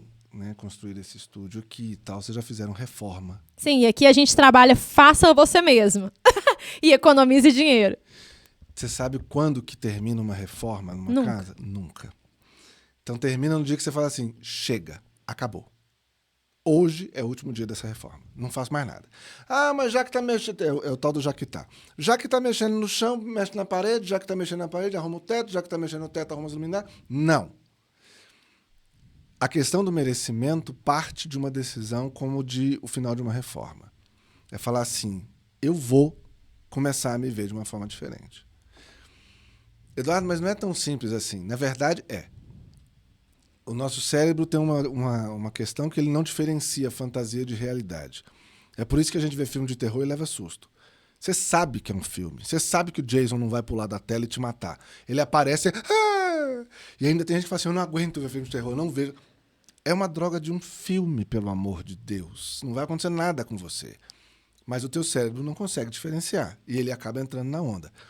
Na hora que você passa a repetir, eu acredito que eu sou capaz, eu acredito que eu dou conta, não sei o que mais, isso é uma programação, e daí vem o nome, programação neurolinguística, isso é uma programação que você faz no seu cérebro. Afirmações, então, funcionam? 100%. O problema é que as pessoas repetem afirmações 22 dias, 25 dias, 12 dias, e acham assim, tá do mesmo jeito. Playboy, você levou 20 anos acreditando numa bobagem. Para acreditar numa coisa boa agora vai levar um tempinho também. Talvez não 20 anos, mas não vai ser 20 dias. Nós não somos super-heróis desse tempo. É engraçado como as pessoas, é muito engraçado esse fato de como as pessoas, elas acabam acreditando no fácil, né? Emagreça 5 quilos em 7 dias. Arranca um braço, aí você vai emagrecer 5 Não, quilos em 7 corte dias. os carboidratos e você vai emagrecer e vai ficar com fome, vai ficar um lascado, vai ficar sem energia. Gente, é igual, traga o seu amor de volta, né? Em 24 horas. Magia e fantasia. Mas se eu quero acreditar... Por que isso ainda verdade. vende, Eduardo? Porque é fácil, é o que você falou, é fácil. Qual o meu nível de esforço e dedicação de o que eu tenho que fazer? A gente sabe, se você teve um relacionamento afetivo, era uma pessoa maravilhosa para você, o relacionamento por algum motivo não deu certo, não foi culpa da pessoa, não foi culpa sua. O relacionamento são duas pessoas construindo o sucesso ou o fracasso. Então vocês falharam os dois juntos e a história, né, avinagrou. Para recuperar essa história, vai ter que ter envolvimento dos dois também. E alguém tem que começar esse jogo de recuperação. Não, eu vou numa cartomante, ela vai fazer um feitiço, uma bruxaria, não sei nem o nome desse trem. E ela vai rogar não é uma praga, né? Porque é pro bem. Enfim, ela vai fazer uma feitiçaria qualquer e eu não preciso fazer esforço nenhum e vai dar certo. É aquele povo que paga 6 meses de academia e depois fala assim, mas eu tenho que ir lá agora? Eu já paguei 6 meses, ué. Pra quê? Oferta na vida do dono da academia, né? Gente, já ofertei demais na vida do dono da academia. Oh, Deus. Mas eu mudei minha vida, viu? Mudei. Então é fácil acreditar nessas coisas. Freud chamava isso de pensamento supersticioso. Ah, se eu fizer tal coisa, vai acontecer. Não, não, não, não. Se fizer tal coisa, se você se dedicar, se você buscar realmente construir um resultado concreto e prático, aí existe uma chance maior de acontecer. Por enquanto, não vai. Tá. Uma seguidora me fez uma pergunta aqui que eu achei bem interessante. Ela falou, já me disseram uma vez que eu estraguei minha vida profissional por ser gay e faz 5 meses que estou desempregada. Ela afirmou, né, a sexualidade dela e foi despedida. As pessoas serem elas mesmas ainda é motivo de desprezo, motivo de rejeição? Vamos fazer uma afirmação até cruel. O mundo ainda não é um mundo de aceitação. Então, assim, a pessoa fala, eu sou gay e eu vou assumir a minha homossexualidade e o mundo que se dane. Eu digo, parabéns. Ninguém tem nada com isso. Você é homossexual, seja homossexual, ame do jeito que você quiser amar, eu amo do jeito que eu quero amar, pronto, segue sua vida. Agora, entenda que, dependendo do ambiente onde você está, isso não vai ser aceito. Existem pessoas que até hoje ainda acham isso uma situação problemática. Fato. Eu lamento que exista esse tipo de pensamento. Também, é mas horrível. isso existe, é um ponto. Então, se a pessoa, pegando o exemplo da tua seguidora, se ela sabe, eu trabalho com uma pessoa que não aceita a homossexualidade, ou que é preconceituosa com homossexuais, ou que tem um pensamento reacionário, pode usar o termo que quiser. Eu vou falar para ela que eu sou gay? Eu perguntaria, para quê? Você quer continuar trabalhando nesse lugar? Eu acho que não devia. Pomba, você é gay, vai trabalhar com a pessoa que é homofóbica? Não faz nenhum sentido. Vai caçar um trem que te faça bem, pelo amor de Deus. verdade. Não precisa pedir demissão agora e sair correndo na rua. Mas já começa a atualizar o currículo, né? Vai se movimentando, usando as redes sociais. Achou uma coisa melhor? Diz tchau para esse ambiente. Ele não vai te fazer bem mesmo. Se livra disso. Agora, enquanto você está na busca por uma posição melhor, eu não falaria para essa pessoa que está me empregando. Ah, Eduardo, mas aí eu estou mentindo. Cara, existe uma situação também que é meio complexa nisso. Eu nunca em nenhum emprego meu, e eu estou na posição mais confortável do mundo, eu sei. Homem, heterossexual. Eu sou mais do que aceito socialmente. Apesar da cor da pele não ajudar, né?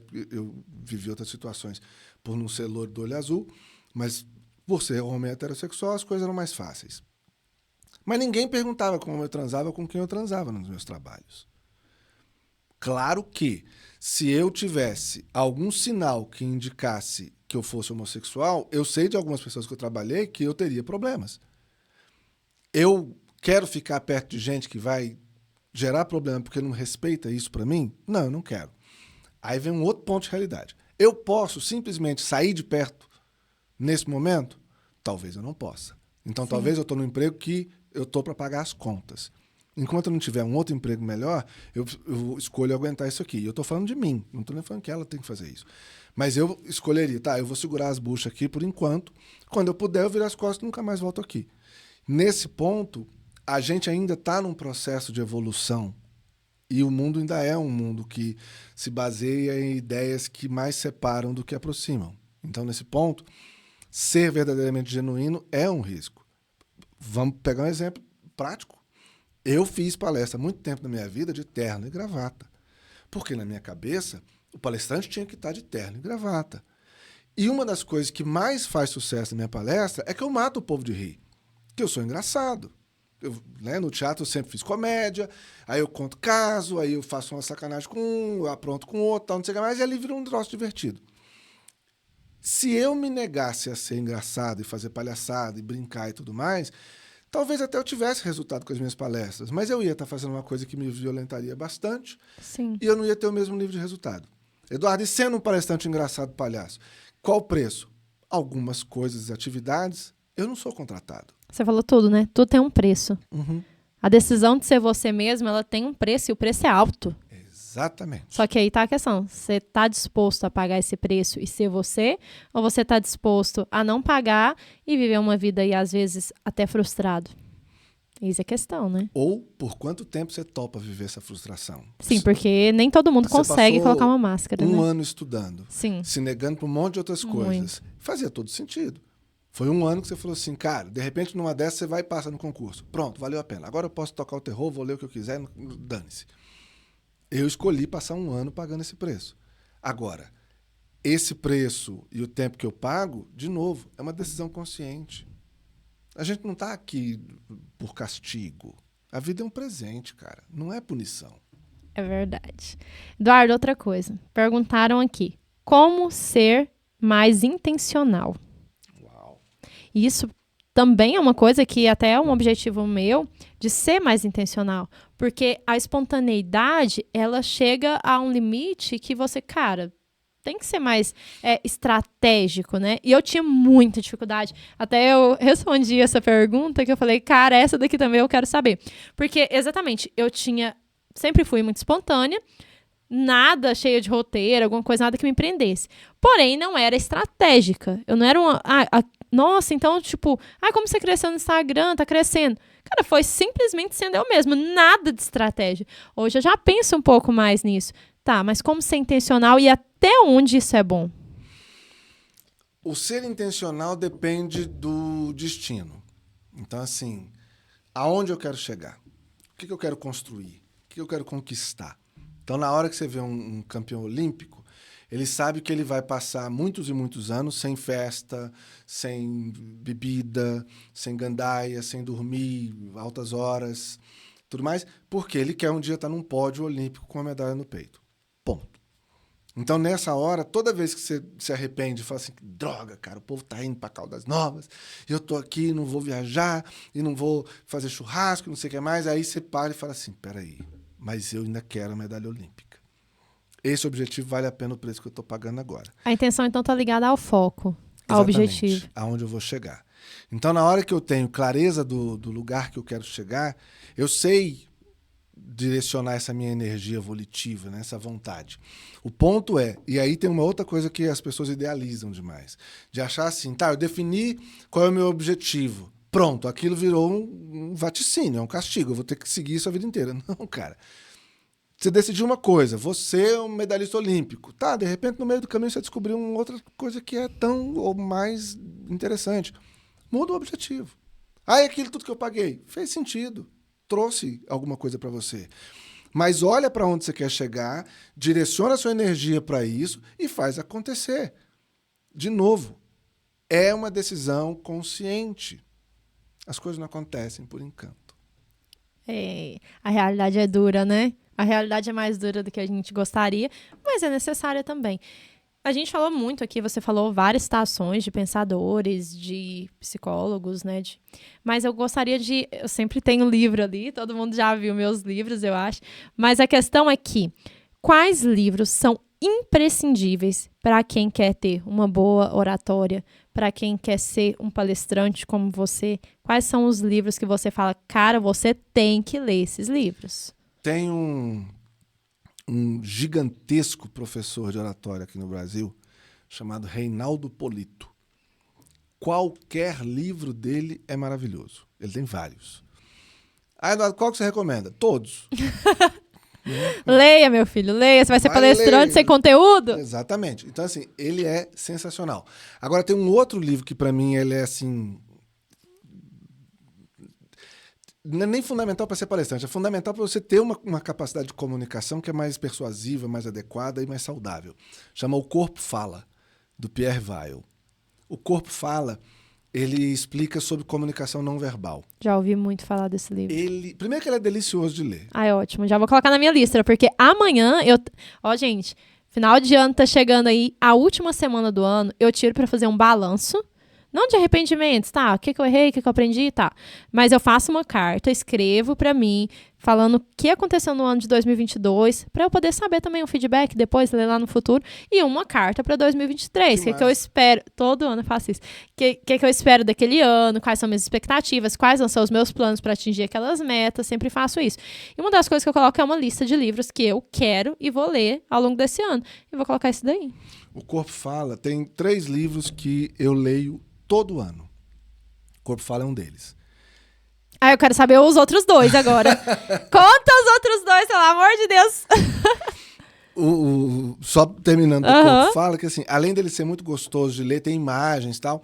E assim, você começa a ler e você já começa a prestar atenção no que você faz no dia a dia. É muito legal. Adoro esse livro de aplicação rápida, sabe? É muito, muito legal. Ele é fascinante. Você quase endoida. Vale a pena. Os outros 2 livros que eu leio todo ano, um é A Queda, do Albert Camus. Albert Camus é um autor do teatro do absurdo, e A Queda é um livro que, quando você vê, você está dialogando com o livro. Você vai entrando no livro e começa a conversar com... É muito louco, não dá para explicar sem estragar. Ah, eu gosto de livro assim. É maravilhoso. Você entra dentro, né? Você participa da história, de repente você é um personagem. É sensacional. Eu amo livro que realmente te traz pra dentro. Aí você fala, quantas vezes já leu? Umas 18 vezes. E, curiosamente, sempre é fascinante. E o outro é Mate-me, por favor, do Legos McNeil, que conta a história do movimento punk, desde as primeiras bandas, com entrevistas e tal. E assim, toda vez eu leio para lembrar alguma coisa que eu perdi e tal. E mexe muito comigo. Eu sempre fui, né? Eu fui um moleque punk, tenho uma banda punk, então assim... Sério? Você tem uma banda? Eu sou vocalista do Sangue Meu Seco. Deus! Como assim, gente? Eu apresentei esse cara grandioso aqui, que é psicólogo, mentor, palestrante, e o cara é cantor. Não, cantor não. Vocalista de punk rock. Cantor é quem canta bem. Eu sou vocalista de punk rock. Sabia que eu tinha o sonho de cantar e todo mundo falou assim que eu não servia pra isso? Você é louca. Claro que serve. Todo mundo serve. Eu vou montar uma banda agora. Quem topa montar uma banda comigo aqui? Vou colocar uma banda estilo calypso, misturada com banda de Javu, com as batidas diferentes. A gente coloca um gospel no meio e vai ficar... Depois você procura. No YouTube tem alguns vídeos. O Sangue Seco. Adorei. E da onde surgiu esse nome? Quando a gente estava escolhendo o nome da banda, que nós somos todos nessa faixa de idade, hoje em dia todo mundo com 40, 50 anos de idade, a banda já tem uns 15 anos. 2 CDs lançados. E aí a gente estava um dia conversando no MSN, no saudoso MSN, né? Isso faz tempo, hein? Muito tempo. E aí esse meu amigo, que é meu compadre, que é o guitarrista da banda, a gente conversando, e eu queria alguma coisa que fosse forte, assim, né? Ela falou, cara, Pó de Sangue, no nome da banda, ele brincou, e ele é poeta. Ele colocou Pó de Sangue.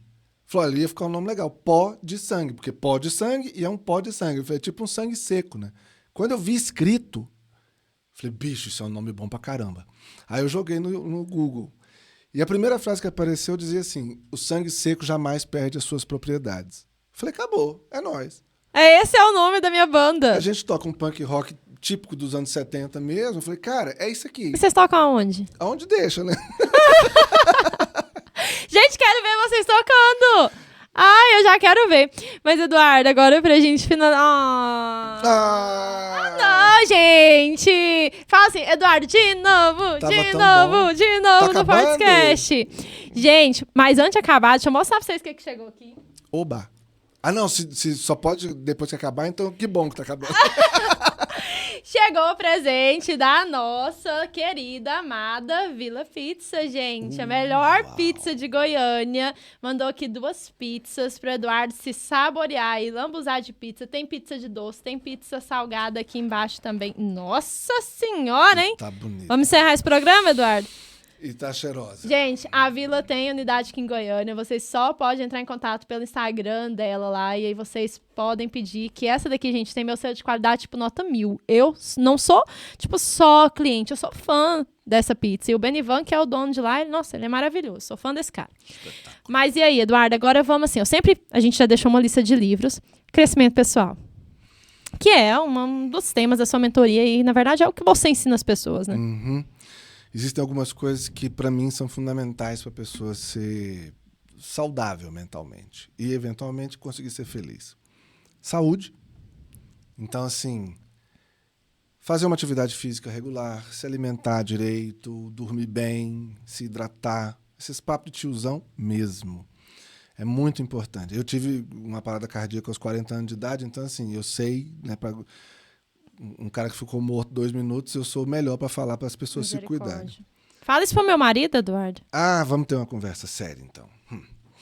Então, saúde, arte, aprenda algum instrumento, leia poesia, vá ao teatro, veja bons filmes, porque a arte é o que nos salva da barbárie. E cuide dos seus relacionamentos, cuide das pessoas próximas de você, mantenha bons relacionamentos, seja generoso com as pessoas. Pode parecer uns papos bem babaca, eu sei, e soa muito. Mas é uma receitinha simples da gente poder ter uma condição melhor de fazer essa nossa experiência no planeta valer a pena. O básico sempre funciona, né? Sempre funciona. Eu adoro essa questão que as pessoas elas querem o espetacular, mas elas não fazem o básico antes. Eu vi uma vez um cara numa mentoria digital, ele falou assim, como é que eu posso fazer para faturar 100 mil reais em um mês, tal, não sei o que mais. O cara olhou para ele e falou assim, vem cá, você já faturou 10 mil reais num mês? Ele, não. Eu falei, então você ficou doido? Você quer sair do 0 para 100 mil de uma noite só? Não, Playboy. Constrói o processo. Então, é bem por aí mesmo. É aquela questão, né? Eu quero ser uma extraordinária, mas você tá sendo nem ordinário. Tá nem existindo no planeta, quero ser extraordinário. Vamos existir primeiro ali, ó. O extraordinário é o extra. Exatamente. Mas, Eduardo, quero que você fale um pouco do seu trabalho, antes de você dar o recadinho final, que eu sempre falo pra você dar um recadinho final pro pessoal. Mas fala como que as pessoas podem contratar seu trabalho também. Todas as redes sociais, o Eduardo Mesquita. Eu vou deixar aqui todos os links aqui embaixo. Instagram, YouTube, LinkedIn, Facebook, Pinterest, Twitter, TikTok, tudo é o Eduardo Mesquita. E aí, quem tiver interesse, ou na mentoria, para poder passar a fazer seus vídeos, as suas lives, destravar a comunicação oratória, ou para posicionamento profissional, para realmente dar o salto na carreira, que está sabendo que dá conta, mas ainda não conseguiu fazer, pode me procurar. Palestras, mesma situação. Entra em Você contato. palestra muito em empresas? É o foco principal do trabalho de palestra são empresas. Você acredita que se fosse pra mim ser palestrante, eu gostaria muito de trabalhar com empresa? Porque o pessoal, sabe, eu vejo assim que tem hora que, gente, precisa virar uma chavinha aqui, sabe? Pra empresa crescer, se a empresa cresce, você cresce, todo mundo fica feliz. E é bom que é um mercado que, assim, ficou mal visto por um monte de maluco que entrou fazendo palestra. Qualquer nego doido sair fazendo palestra. Misericórdia. Até tudo bem, vai fazer, mas faz direito, né? Pelo amor de Deus. Então ficou meio queimado. Hoje eu vi uma pesquisa apontando que uma palestra motivacional aumenta em 87,2% a produtividade de uma equipe. Aí, tá vendo? Você que é empreendedor, tá querendo vender mais, tá querendo ficar mais rico. Por favor. Cara, você precisa motivar a sua equipe. E às vezes você não vai ser a pessoa que vai motivar, né? Porque a pessoa às vezes tem uma visão ruim do chefe, já tem uma visão que o cara é carrasco, então precisa de alguém lá. Eduardo tá aqui, hein? E vocês que já estão fazendo, tipo, gente, eu sei, tá muito bom. Então, mas tá aqui no YouTube. É só você assistir muitas vezes e curte, compartilha. Não esquece de se inscrever aqui no canal, gente. É muito importante. O Eduardo vai dar um recado final, mas enquanto você não se inscrever nesse canal, ativar o sininho, curtir, comentar e enviar pra todo mundo que tá precisando, meu filho, eu aposto que você conhece um monte de gente doida aí que fala assim, até mesmo, né? Às vezes você que precisa de todos esses conselhos. Eu tenho certeza que da pessoa mais sensata, a pessoa mais doida precisa ouvir esse podcast. Que, gente, foi um podcast que, assim, parece que passou em 10 minutos. Só que você fica, meu Deus. Já pega um caderninho, anota todos esses conselhos e coloca em prática. Mais importante do que você encher sua mente é você colocar em prática aquilo que você aprendeu. E agora, já vou me despedir de vocês, porque o recado final é com ele, que vai dar um show aqui e vai ensinar vocês o que fazer para ser bem-sucedido em 2023. Primeiro eu quero agradecer pelo convite, por poder estar aqui no Fortescast. Foi sensacional, foi uma prosa massa, gostei mesmo. Achei muito legal porque desde o momento que você me procurou me convidando para vir aqui, eu já vi alguma coisa diferente. Porque você já fez o convite para 45 dias depois, quase 60. Eu falei, caraca, o negócio é planejado, é organizado. Eu gosto. Muito bom, tá de parabéns. O trabalho maravilhoso, fui muito bem recebido, os equipamentos impressionantes, gostei. Quero voltar. Agora, o que fazer em 2023 para ser bem-sucedido? Acredita que você é capaz, investe em você e sai da lamentação. Levanta, limpa o sangue, engole o choro, volta pro jogo. Ninguém vai fazer para você, e não é porque as pessoas são ruins ou más ou frias, é porque as pessoas estão cuidando da própria vida. Todo mundo tem boleto para pagar. Então, desenha a sua história, desenha onde você quer chegar, levanta e vai buscar isso. Eu sei que você consegue, eu sei que você é capaz, agora você também precisa saber disso. Da minha parte, se você precisar e eu puder ajudar, conta comigo. Uau, gente! Grande beijo pra vocês. Obrigada pela companhia, obrigada, Eduardo. Eu que agradeço. Obrigada demais, porque você não veio aqui só pra gente bater um papo, você deu uma aula, uma mentoria, realmente que com certeza ressignificou muito a vida de muita gente, inclusive a minha. E é isso, gente, até o próximo episódio